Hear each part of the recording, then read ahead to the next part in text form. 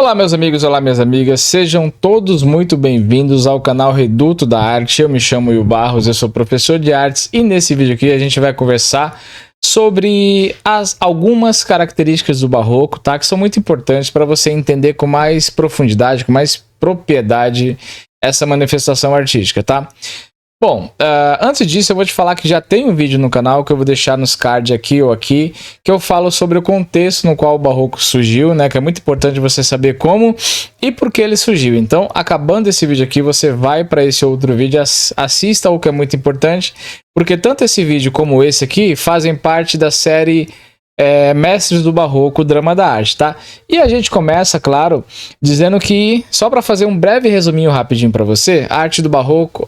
Aliás, a arte barroca, né, ela surgiu na Europa no final do século XVI e ela vai se desenvolver com muita força, com muita intensidade ao longo do século XVII e ali nos primeiros anos do século XVIII, como uma expressão de um mundo em constante transformação, né? E essas transformações, você precisa entender que eram tempos de intensas disputas religiosas, né, de muitos avanços científicos. Você tem também ali o início ali, a ascensão do absolutismo político, dos reis absolutistas, né? E aí você tem inquietações sociais. Então o barroco ele se firmou como uma linguagem artística profundamente emocional, sensorial, dramática, né? Porque ao contrário da harmonia racional, né, e do equilíbrio idealizado durante o Renascimento, aliás, que eu vou trazer também uma série Mestres do Renascimento, né?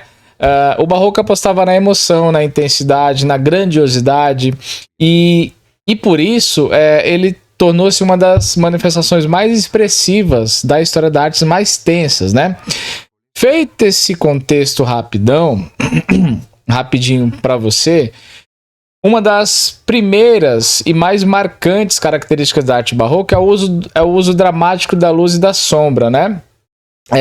Técnica que é conhecida como claro-escuro ou chiaro-escuro em italiano. Essa técnica era usada para destacar as figuras, para dar profundidade às cenas, para criar contrastes visuais muito intensos, né?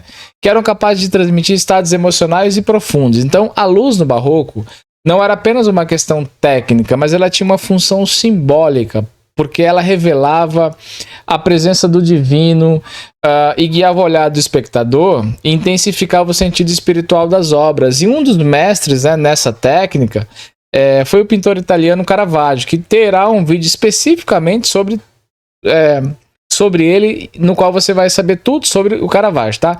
Mas o que importa é que na obra dele, a Vocação de São Mateus exemplifica perfeitamente esse uso do claro-escuro, né? Pois um raio de luz atravessa a cena e recai sobre os personagens principais, revelando o momento exato no qual São Mateus é chamado por Cristo. E aí o contraste violento, né, entre a luz e a sombra não só cria uma atmosfera dramática, como dá à cena uma força quase que cinematográfica, porque envolve o espectador do ponto de vista emocional, tá? Então essa é muito importante dentro da arte barroca. Uma outra característica fundamental do barroco é a sensação constante de movimento que você tem quando você se depara com obra barroca, porque as obras barrocas raramente eram estáticas, as figuras se contorciam, cabelos e tecidos esvoaçavam, tinha movimento, os corpos se estendem ou se encolhem em gestos de muita intensidade, de muito drama, né? Então essa ideia de movimento aparece em todas as linguagens, na pintura, na escultura, na arquitetura e até na música barroca, que eu também vou trazer vídeos aqui, tá? Então até na música barroca com suas melodias cheias de ornamentação, de contrastes, né? E um exemplo notável disso, né, desta característica, é a escultura Êxtase de Santa Teresa, que foi produzida pelo Gian Lorenzo Bernini, né, que representa um momento de êxtase espiritual vivido por Santa Teresa de Ávila, ao ser tocada por um anjo, né? Essa obra ela parece capturar um instante exato de uma experiência mística, de uma experiência espiritual. E a delicadeza dos tecidos, né, a leveza das formas, até a teatralidade da cena cria um impacto sensorial que ultrapassa o mármore, né? Porque você percebe que tudo se move, tudo vibra, tudo se sente, né? Então é muito interessante. Além do movimento, né? A arte barroca é marcada pela intensidade emocional, porque as obras barrocas, elas falam diretamente aos sentidos, tá? Elas não querem apenas ser observadas, elas querem comover, elas querem tocar a alma, elas querem provocar espanto, às vezes temor, êxtase, arrependimento, deslumbramento. Então, essa emoção intensa causada pela arte barroca, né, por suas obras, estava a serviço de objetivos maiores. No caso da arte religiosa, por exemplo, a intenção era provocar a fé, era provocar a devoção, era provocar a conversão. Isso é especialmente visível nas pinturas do Peter Paul Rubens, né, que é um pintor flamengo, muito conhecido por suas composições cheias de energia, sensualidade, dramatismo. E em sua obra O Julgamento de Paris, né, por exemplo, nós vemos corpos voluptuosos, gestos exagerados, né, e uso vibrante da cor. Tudo isso para reforçar um caráter emocional da narrativa mitológica, né? Outro traço muito importante da arte barroca é a teatralidade, né? Aqui ela é inspirada muitas vezes pelo teatro religioso e pelas encenações litúrgicas. Então, a arte barroca se organiza como um espetáculo visual. As cenas são construídas, né, como se fossem palcos, né, com personagens em poses expressivas, composições grandiosas, cenários muito elaborados, né? Então, a arquitetura barroca também seguiu esse princípio teatral, né? Então, você vai ter igrejas que mais parecem palácios celestiais.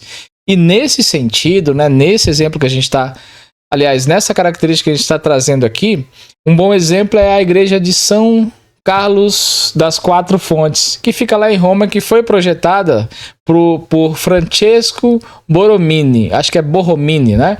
Na qual a fachada ondulante, a planta elíptica da igreja cria uma sensação de movimento contínuo, como se o espaço estivesse em expansão constante, desafiando a rigidez das linhas retas, né? E a grandiosidade e a exuberância também são marcas registradas do barroco, porque você tem decoração muito rica, detalhada, ornamentada ao extremo. Perceba, nada é simples ou discreto, né? Isso se reflete tanto nas igrejas quanto nos palácios, e o objetivo era criar uma experiência total que envolvesse todos os sentidos. Portanto, os ambientes barrocos, eles buscavam cores intensas, douradas, mármores, espelhos, afrescos, tetos, esculturas. E aí, o Palácio de Versalhes, na França, né, que foi construído sob o reinado de Luís XIV, é um dos maiores exemplos da estética barroca a serviço do poder real. Perceba que a arte barroca tem essa função de servir tanto à igreja ou ao poder real, né?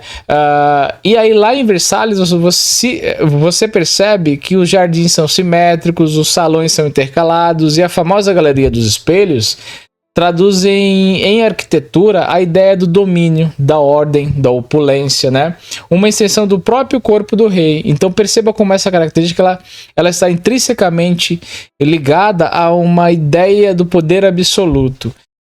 A espiritualidade também é um elemento essencial no barroco, especialmente na arte sacra, porque a Igreja Católica, ao longo da Contra-Reforma, percebe que a arte percebeu, né, na arte barroca, uma ferramenta poderosa para reafirmar a fé na autoridade e atrair novos fiéis.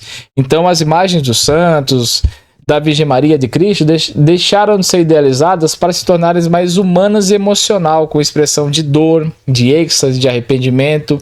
A intenção era fazer com que o fiel se identificasse com a cena e se comovesse. E nesse sentido, o artista, o Rembrandt, né, por exemplo, embora ele fosse protestante e tivesse vindo dos Países Baixos, ele também explorou o aspecto espiritual de maneira intensa em suas obras, né? Seus retratos, as cenas bíblicas, como por exemplo o Retorno do Filho Pródigo, capturam a profundidade da alma humana com luzes suaves, rostos marcados pelo tempo e uma atmosfera de reflexão interior, tá? Não podemos esquecer também da dimensão sensorial do barroco. O barroco é uma arte que apela a todos os sentidos, né? A gente já viu isso aqui. Então você tem o uso da cor, da luz, das texturas, dos volumes, do som, do espaço arquitetônico. E tudo isso cria uma experiência imersiva. Então, quando o fiel entra em uma igreja barroca, não entra apenas no espaço sagrado, tá? Ele entra em um universo teatral de fé. O teto pintado pode parecer se abrir para o céu, a música do órgão ecoa pelas abóbadas, a luz que entra pelas janelas douradas parece divina. Tudo coopera para gerar impacto e promover sentimento. E para a gente finalizar, é fundamental, rapaziada, fundamental lembrar que o barroco não fica restrito só à Europa. E, obviamente, eu vou trazer vários vídeos, né? Até a gente esgotar esse assunto do barroco. Não cansem, pelo amor de Deus, porque essa série Mestre do Barroco eu vou fazer com que ela fique a melhor possível, a mais abrangente possível. Mas, enfim, o barroco não fica restrito ao universo europeu. Ele não fica restrito à Europa porque ele se expande pelas colônias ibéricas, né, na América Latina, especialmente Brasil e México, né, onde ele ganha influências locais. No Brasil, por exemplo, o barroco ele vai florescer com muita força, né, em cidades mineiras, né, do estado de Minas Gerais, como Ouro Preto, Marianas, na Bahia também, em Salvador, né.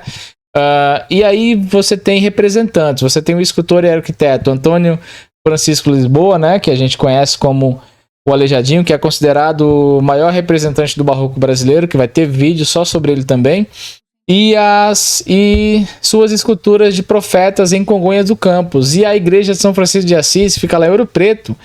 E todos esses trabalhos revelam um barroco original, porque ele é profundamente expressivo, ele é marcado por traços emocionantes, grande senso de espiritualidade. Então, e também tem o mestre Ataíde, tá? Que foi um dos maiores artistas do barroco brasileiro também.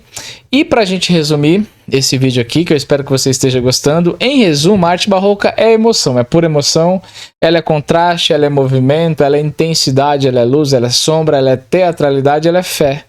É uma arte que não se contenta em apenas representar o mundo, né? Ela quer transformar esse mundo, ela quer envolvê-lo, levá-lo à reflexão, ao deslumbramento. E aí a gente tem artistas como Caravaggio, Bernini, Rubens, Rembrandt, Aleijadinho, Mestre Ataíde. Então, nesse sentido, o barroco ele atravessa séculos e permanece até hoje como um dos movimentos mais vibrantes, viscerais, mais humanos da história da arte. Então, eu espero sinceramente que você tenha gostado, né, desse vídeo acerca das características do barroco. Não esquece, tá, de assistir o outro que eu falo sobre o contexto do barroco, é muito importante para você saber também, vai ficar nesse card ou nesse aqui. E eu te espero nos próximos vídeos. E eu vou te pedir uma coisinha aqui, ó, deixa eu aproximar aqui. Se você não for inscrito ainda, considere se inscrever, porque você vai me ajudar muito nesse projeto, para que esse projeto chegue a mais pessoas. A cada vídeo eu vou tentar trazer, eu vou fazer uma edição melhor, vou trazer um vídeo mais completo, mais dinâmico, né? E a gente vai aprendendo aos poucos, tá? Mas eu espero que você me dê esse voto de confiança, se inscreva e eu te espero aqui no próximo vídeo, porque no próximo, finalmente, a gente vai começar com o primeiro mestre do barroco. Te espero lá, hein? Se inscreve aí. Tchau!